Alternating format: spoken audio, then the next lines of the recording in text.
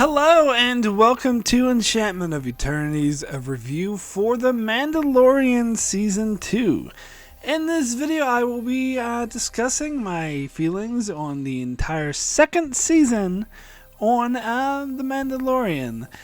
So I have to start with a spoiler warning for up to the very end, the very last episode, the very end of Season 2, all of Season 2. If you haven't seen all of Season 2, I will spoil a lot of stuff for you. So, now, I never did a review for The Mandalorian before. I didn't do one for Season 1. I mean, I kind of talked about it in a couple of live streams, a couple episodes here and there. But I didn't do like a proper review, and part of the reason for that was I wasn't that impressed with it. I mean, I thought it was okay.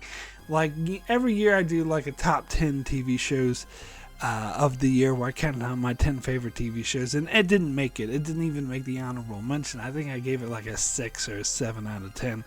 And here's the thing, and the reason why, and I'm talking about Season 1 of The Mandalorian, is because I didn't like the episodic nature of it. Now, I heard a lot of different opinions on that, and some people were quite abrasive about their opinions and how they think it's ridiculous. People are complaining that the show's not more serialized. They're like, oh, get over it. We had episodic shows in the 90s all the time. You guys are spoiled with your serialized craps.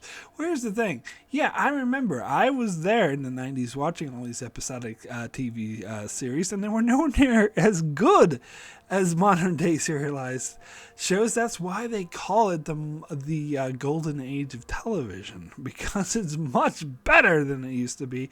And so some people were comparing it to Xena the Warrior Princess, and in a good way, but I'm sorry, I did not like that show. That show was crap.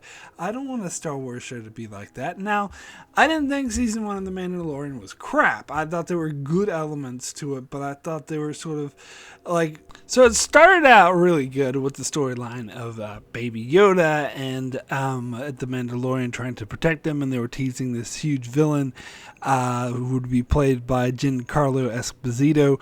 But most episodes kind of like didn't have anything to do with that. Then it started to stray and get in this episodic format of every episode kind of being the same. And it's not... And something I want to make very clear, it's not just that it was episodic. Like, I can still like episodic television. It was that it was cliche, uninteresting episodic episodes. It's like the same thing we've seen before. Now, I've heard other reviewers like compare it to like old Western shows like Have Gun Will Travel, and in a good way. They compare it to that in a good way. And, you know, if that's what you want out of your TV show, good for you. I mean, that's you do you. It's all on you. But that's not what I want. I think we've moved past that, and to me, that's sort of bland, uninteresting. That is areas that we've already tread like a lot, so we don't really need to do it again. And then, previous, episodes towards the end of Season 1 that had, like, Bill Burr and all these other freaky villains, like, it seemed a bit silly to me. Like, it wasn't done that well. And again, I re-emphasize, I didn't hate Season 1. There were aspects of it I really liked. But overall, I just wasn't that impressed. So... Getting to Season 2, which is what this video is going to be about, when I tuned in for the first episode of Season 2, it kind of like confirmed that this is all the show was going to be. It's going to be a, Have Gun Will Travel, typical Western episodic, them doing the same exact thing every freaking week and nothing new. And so I was very tempted to quit watching the show. I was extremely tempted to quit watching the show, but I watched episode 2 even though I had no enthusiasm for the show. And it was a little bit better. It wasn't your typical Western let's save the villagers that they've done like a dozen times on this show already. It was more of like, it had a horror element to it, with like these freaky spiders trying to kill them all, but it still was not much meat there on the bones. It was still a very surface level episodic of the week that it just did not interest me. And so, again, I was ready to write the show off. But then episode 3 happened, which I loved, and because it started to build the mythology of the storyline. Now, it started to incorporate characters from the, I guess they call it the Legends era. It's basically the cartoons like Clone Wars and Rebels and stuff. And I haven't watched those yet, so I wasn't like excited to see them, but I didn't really care either way. But I don't mind that they're from other shows because it worked. I don't care. Like, I can still enjoy it and understand it not having seen those other shows because it helped build sort of the mythology and the storyline. And it felt more like it was building towards something rather than it just being the same exact episode every week of the Mandalorian, goes to a town for a mission and he finds this person who's an adversary, so they exchange harsh words, maybe they even fight, but then they become friends and then they team up to take on these bullies who are trying to bully these innocent villagers or innocent people or whatever, and they team up to defeat the raiders or the dragon or whatever it be.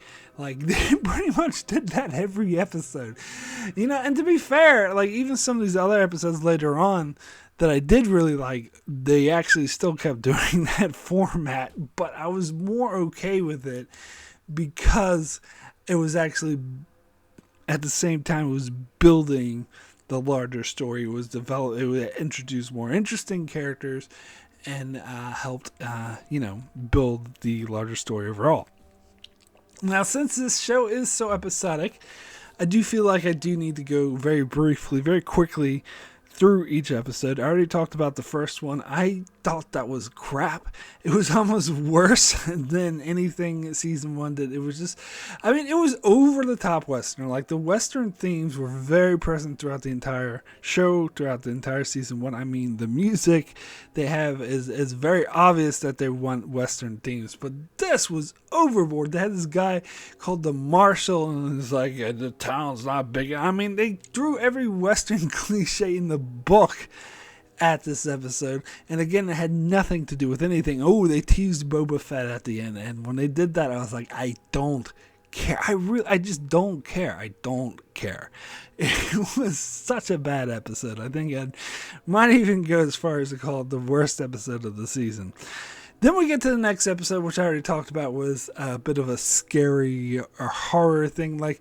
Mandalorian took on this passenger, and that storyline didn't really seem to go anywhere either. Just maybe to illustrate that the Mandalorian is, on board with helping people, and, they have a scuffle with the rebels, which seemed a bit unnecessary, and then they get attacked by spiders. And so it was kind of a throwaway episode. It was more interesting than the first one, that's for sure, but it still didn't really do much. Alright, so then we get to episode 3, which is what really started to raise my hopes. This is kind of it was a similar format where the Mandalorian meets these characters or other Mandalorians from, I believe it was from the Clone Wars, and they had brought back Cara Thrace to play this character, who apparently voiced the character in the Clone Wars. Cara Thrace. I called her by her character's name from Battlestar Galactica. Katie Sackhoff. Yes, that's the actor's name. Who played Bo-Katan. So they brought her back, and she had her little band. And I thought those were really interesting characters. And I thought that because they were kind of a Mandalorians, but different than the Mandalorian, because they were more concerned with regaining Mandalore.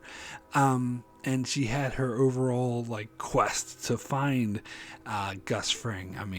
What's his face? Darth Gideon. So they raided this Imperial vessel, which I thought was actually a very intense action scene. It had the man in black from Lost was the captain, and I was just involved. I was hooked. I was engaged. Like, it gave me something bigger to latch onto than just, oh, this is the helping the innocent villagers of the week. It seemed like a bigger scope, a bigger quest that was like more longer lasting, and so I was sufficiently engaged in this episode, which I really liked.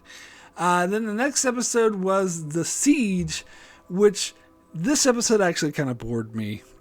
Again, it seemed really unnecessary because at the end of the previous episode, Bo-Katan told Mandalorian where to go to find the Jedi, which because he was looking for, Baby Yoda to have, like, trying to find a place for Baby Yoda, and she suggested the Jedi. And this was kind of a stop along the way, this episode, because they didn't actually get into that until the next episode. And I gotta be honest, I actually fell asleep during this episode, because this is another, like, where it seemed like out of the blue, Carl Weathers just wanted to raid this Imperial base for no reason. I didn't care about it. It didn't seem to have anything to do with anything. So, like, when they're all fighting, it just seemed like generic fighting action. Oh, let's raid this base, and I didn't care. So I fell asleep during this episode, and I didn't really wow me, that one. And the next episode is the Jedi, which I fucking loved. This episode, mind you, I'd never seen the Clone Wars cartoon because it introduced the character from that show. See if I can get her name right. Ahsoka Tano. Probably got it wrong, but she was great. Like, even having known nothing about the show, although I'm familiar with this character, like, I've heard of her, I've seen pictures, but even knowing nothing about this character or this show, I think you don't need to. Like, if you've never seen anything having to do with this character before, this one episode, like, makes it clear who this character is, what she's about, what her character is like, and they do a really great job at doing that. Now, granted, the plot of the episode was another, like, ooh, there's innocent villagers we have to save, but again, it was tied into the greater story arc, and plus, I think the characters involved in this particular plot line were way more interesting, particularly Ahsoka Tano, who was played very well, and I love her interactions between the Mandalorian when she was learning more about Baby Yoda, who we learn in this episode his name is Grogu. And I'm sorry, I was never going to call this character the child. Just not going to happen. But Grogu, okay. I'm on board with that. I'll stop calling him Baby Yoda, and I'll call him Grogu. But I was not going to call him the child. That was, that's just not going to happen. But anyway, so that was interesting. It was interesting getting her interactions with, like, trying to teach him, and we could see just how attached Grogu was to the Mandalorian, and how they built up this relationship, and that the Mandalorian also really cared. And that's I like how the Mandalorian, like, promised to go hunt Ahsoka Tano, and then came back and ended up working with her to take on Michael Biehn and the big bad guy. And I thought the fight between Ahsoka Tano and the big bad guy, I can't remember her name, the governor or whatever, that was really badass. Like, it reminded me, it was like the cinematography was, like, so well done in this episode. It reminded me of, like, Kill Bill, like the big fight at the end of that movie, Value 1, which also had beautiful cinematography. Like, it kind of reminded me of that. There was a lot of, like, art to this episode. So I love this episode. So the next episode after that, The Tragedy, I think, first of all, that title is a bit on the nose, is it not? I mean, it's a bit telling that something bad's going to happen. And I pretty much figured out that it was that Darth Gideon was going to get his hands on Baby Yoda. So the title kind of gives it away. I mean, especially considering the context of that, the very start of the episode, where it's about I almost called him Boba Fett, but the Mandalorian taking Grogu to this planet to try to communicate with the Jedi, where they're very much out in the open. And we already knew that Darth Gideon had a tracker on the Mandalorian ship. But here he meets up with Boba Fett. And again, I wasn't like, oh my god, it's Boba Fett. Like I said at the tease at the end of the first episode, I was like, I don't care. But it's great to see Timumaru Morrison back again in this role. A well-known New Zealand actor, and I feel really bad for butchering his name. I should know better by now after living in New Zealand for 15 years, but I tried. But anyway, good seeing him again in the role of Boba Fett, and so I liked the interaction. Of course, that other character who's with Boba Fett, I can't remember her name, but she should be dead, but whatever. She's alive, who cares? Boba Fett definitely should be dead, but he's more interesting if he's not, so whatever, he's alive. So so I actually like their interactions with the Mandalorian. Again, this is kind of another typical format where you meet these characters at first they're a bit adversarial, but then they say, oh, let's work together, and they end up teaming up to to take on Darth Gideon and try to protect Baby Yoda, but they fail, and or Grogu, sorry, I will call him that now. And Darth Gideon steals him away. So this episode was okay. It was decent. And the next episode I was actually really impressed with, because when they teased they were going to bring back Bill Burr's character, I was like, oh god, because I really didn't like that episode he was in season 1, and I didn't like this character. I thought he was very uninteresting and just satirical. Oh, screw you, Manu. But this episode actually was much better. It did a much better job of portraying this character, and he felt real. Like, they fleshed him out a lot more, and they sort of made you sympathize with him, and I love his conversations with the Mandalorian about sort of the gray morality of it all, and from his perspective of how he used to be a soldier for the Empire. They just left him for dead, and of course his big confrontation with the commander that left him for dead, and he ended up just shooting him. That was a super intense scene, and I think it was actually totally earned that the Mandalorian let him go at the end, because he had earned that. It was just, so, and the whole sort of fight scenes involved in this episode, I was involved with, I was engaged with. I thought they were really intense because, again, they all were a part of the larger story. All right, so then there's the finale, and I fucking love this episode. This episode is easily the best episode of the show. I thought it was absolutely amazing. I mean, they really, really closed this season in a way that really blew me away. It really impressed the hell out of me. I mean, the whole way it was structured, with them planning this heist, and they kidnapped that scientist guy, and they were using him for information, and planning this heist, and or the attack. It felt like a heist movie, the way they were planning the attack anyway, and the way it was executed was super intense throughout. And how they had the ticking clock of those dark troopers, I believe they're called, and how they have to, they're going to operate. It takes 3 minutes to warm up or whatever, and Mandalorian got there just in the nick of time, but he had to fight one. He barely, Mandalorian almost easily wins every fight he's in, and he barely won this fight against one of them. And then there was but he managed to blow them all out into space. But there was a whole 30 of them or something. Which they came back later, which was again another really suspenseful ticking clock.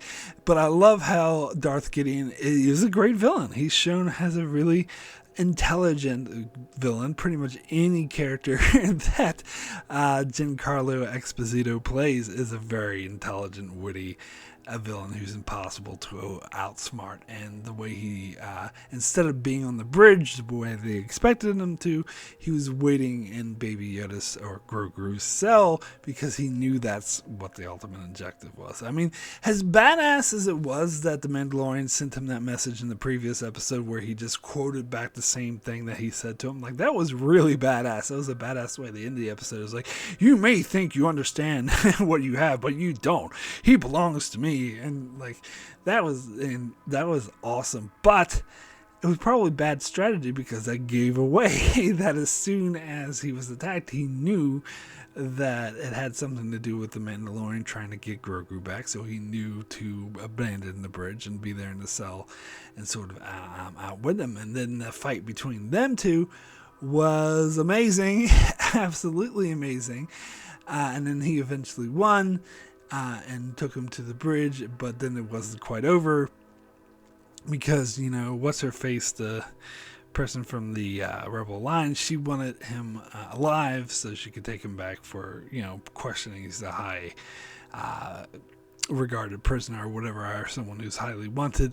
And but he was like, you know, talking and bullshitting the whole time and trying to get Bo-Katan to fight the Mandalorian because of the whole thing with the dark saber, that apparently it must be won in battle, and the Mandalorian won it in battle against Darth Gideon, but he tried to just give it to her, but she refused to take it because apparently it wouldn't hold up. Like, she needs to win in battle, so he was trying to egg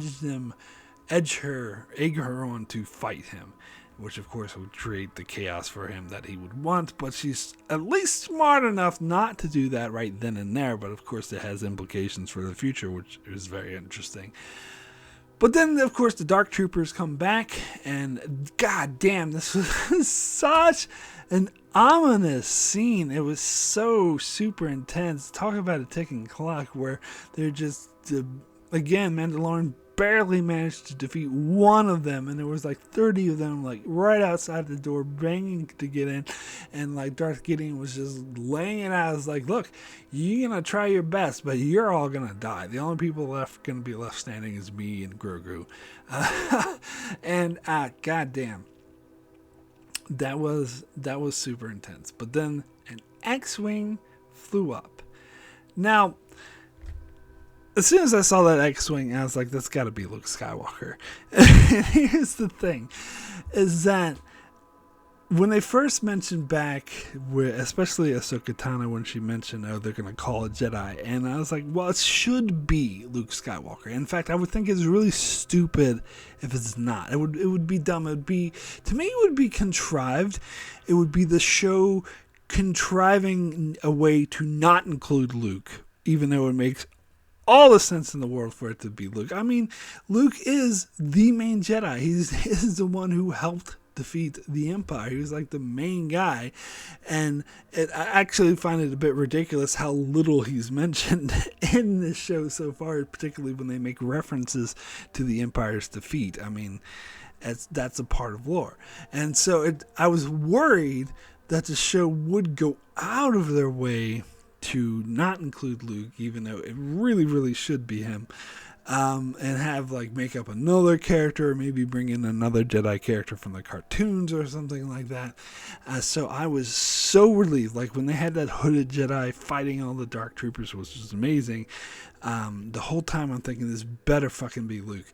And so when he comes up, takes off the hood, and is Luke, I got up and cheered. And now, apparently, I've heard a few different reactions to this. Most people apparently feel like I do. They were excited and thought it was awesome, but I've heard some negative responses to it as well, saying that it was a bit too much fan service, which I completely and utterly disagree with that. And here's the difference. Because the stuff they did especially in the first episode, going back to Tatooine yet a fucking again, that was pure fan service, and having like they had the little things in the background that we've seen before, like that's all fan service. That's like all like obvious. Ha ha! See, remember these from the movies? Ha ha ha! This was not, and the main reason is because it made sense for the story. In fact, if it wasn't Luke, as I said, it wouldn't make any sense. I mean, if there's this Grogu who's a powerful Jedi and who needs to be taught, and he reached out and called for that Jedi to teach him, it's gotta be fucking Luke. Of course it's gonna be Luke. It would make zero sense for it to be anyone else. So I don't see this as fan service at all. I see it as absolutely natural for the story that they set up, and it's awesome. It's absolutely awesome. Now, when I say it's not fan service, I'm defining fan service. Some people define it differently. I'm defining it as, because of course this is servicing the fans. If you want to define it that way, that this is something the fans will love because it calls back to earlier movies, then okay. But I typically define fan service as a negative thing, as specifically something that is meant to a plot point that is only there. Its only purpose is to appease fans, and it actually doesn't work for the story. It doesn't make sense for the characters. It's actually out of place. It's thrown in there just to be like, see, fans, you like this. But it actually shouldn't be there because it makes zero sense for the story. And in that sense, this most definitely is not fan service because it makes total sense for the story. In fact, it would be contrived and out of place if it wasn't Luke Skywalker.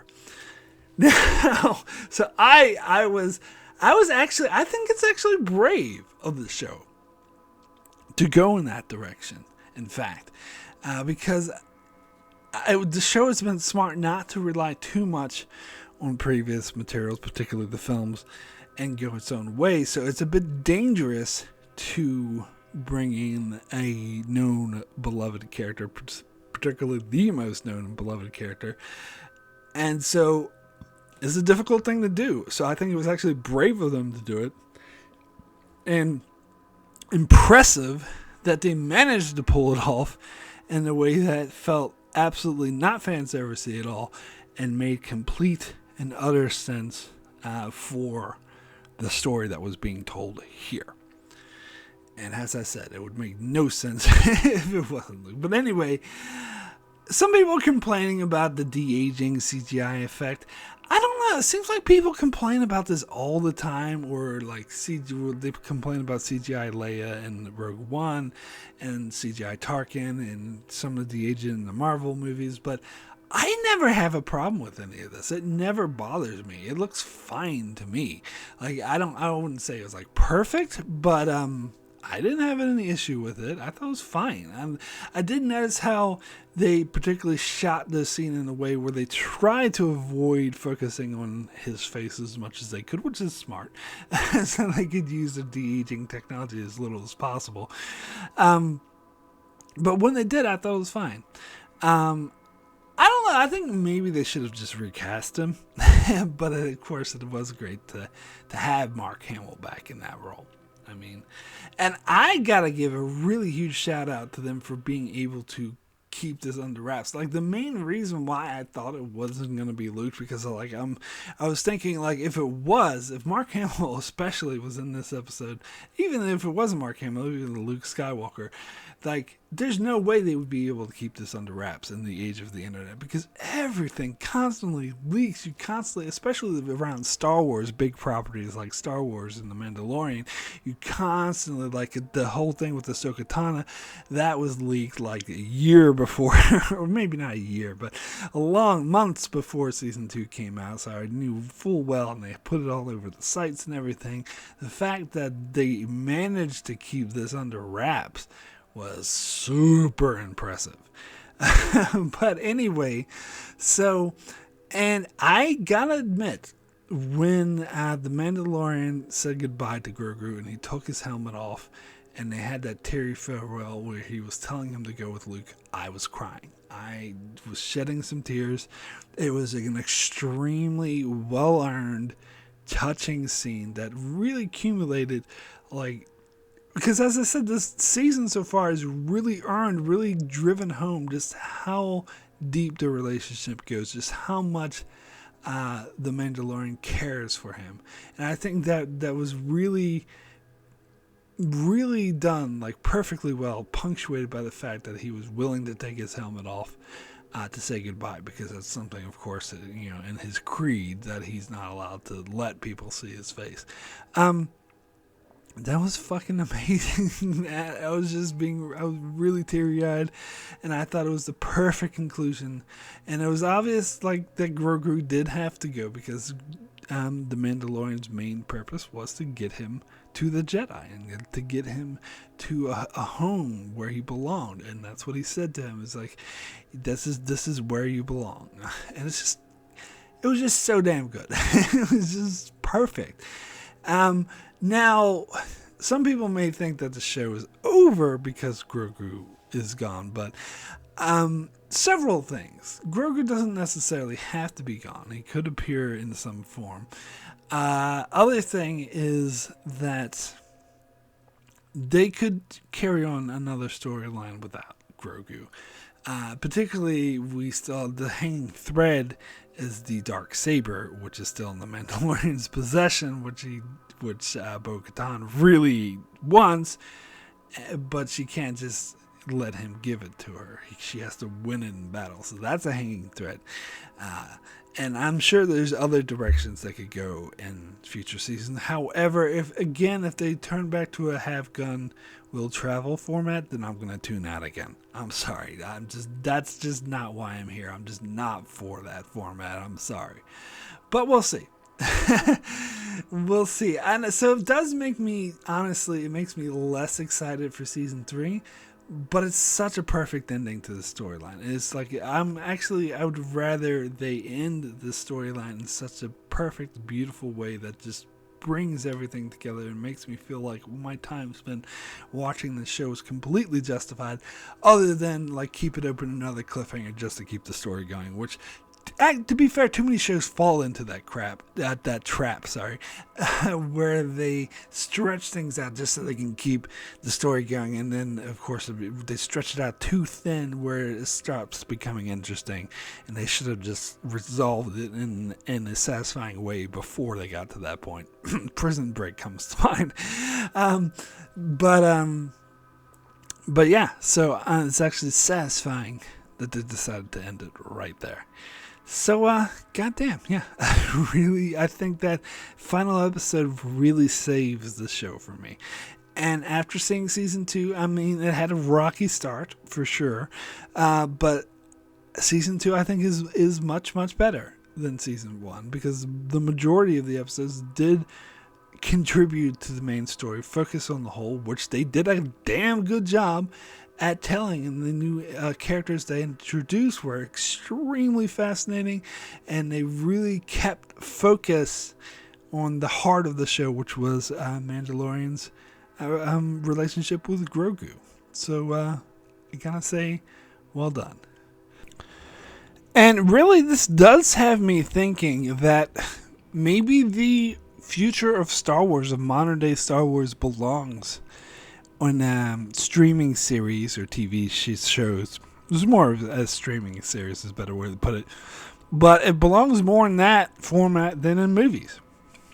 Because honestly, like the second season of The Mandalorian in particular was actually much better than any of these modern day Star Wars movies, or at least as a whole. Like, if you look at them individually, like Rogue One was good by itself, Last Jedi was good by itself, but as like this sequel trilogy was a disaster overall, because none of the movies really fit together. So it does seem like during the Disney's recent announcement, they announced all the stuff and all the Star Wars stuff, and most of it was TV shows. There was a Boba Fett one, which was teased at the end of this series, but then there are other shows they announced. I can't even remember. There was quite a few. I think there was one with Ahsoka Tano too, and a couple of movies, but just 2 standalone movies. And it seems like the movies will be there to supplement the shows more than the shows being there to supplement the movies. And I actually think that works. Because I think the original Star Wars trilogy definitely worked as a film trilogy. But I think once you get beyond that and you want to expand the lore, I think the TV show format is actually much better at doing this, because this is expanding the show, particularly these 2 seasons of The Mandalorian, did way more to build this world, the Star Wars, which I realize has already been built in the cartoons, which I haven't watched yet, but it expands it a lot more than the films did. So I feel like Star Wars has kind of moved beyond the films format and is more like Star Trek, where Star Trek lives and breathes on television, and the movies kind of just supplement the show. The franchise, which is mainly all about the TV shows, where they're able to build the world and build upon all these situations. And I think Star Wars has kind of is more like that now.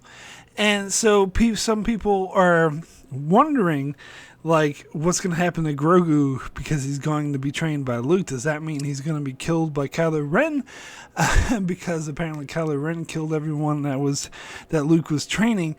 And I don't think that's necessarily the case. I think that they could do anything with Grogu. They could take him in any direction. I mean, he survived the Order 66, so he could survive the Kylo Ren bullshit. And plus, like, they have characters survive shit when apparently there were supposed to be no Jedi alive. They made that clear in the original trilogy, but all of a sudden there's Ahsoka Tano and all these other Jedis who are still around. So go figure. So they can retcon or do anything they want, and that's fine. And also, but really what I'm thinking is they should just erase that sequel trilogy, because it was a disaster. They should redo it. They should set the stage, maybe even do it as TV shows instead, and set the stage and build to a different. Not instead of building up to that trilogy. I think they should. Do what they did with the whatchamacallit, all the books that was there when Disney bought Star Wars, and make it not canon. Or they could do like a Star Trek 2009 situation where they use time travel to make a parallel universe and then say, oh, that's just some weird parallel universe. Although, to my knowledge, they've never had time travel in Star Wars, but maybe in some of the cartoons they did. But never too late to introduce that. I mean, I would be okay with that personally, because I do think, especially after watching Season 2, especially after watching the finale of Season 2, that the future of Star Wars is in these streaming shows and not in movies. So my rating for The Mandalorian Season 2 out of 10, I'm going to give it a 9 excellent. Not quite a 10 because, as I said, those first 2 episodes, but even after those first 2 episodes, they did kind of rely on that same format of, oh, we're going to meet these people and not going to be antagonistic, but then we're going to be friends, and then we're going to team up to take on these more evil or people over there. Which, even in the good episodes, they kind of relied on that trope too much.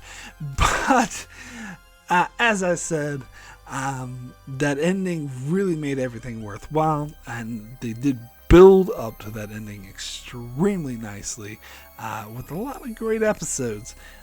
So yeah, was much more impressed with Season 2 of The Mandalorian. So that's it for my review of The Mandalorian Season 2. Be sure to check out my channel as I cover many other shows like The Expanse, Discovery, all kinds of Star Trek, Breaking Bad, The Outer Limits, and more. So be sure to subscribe so you can keep up with all of that. And thanks a lot for watching.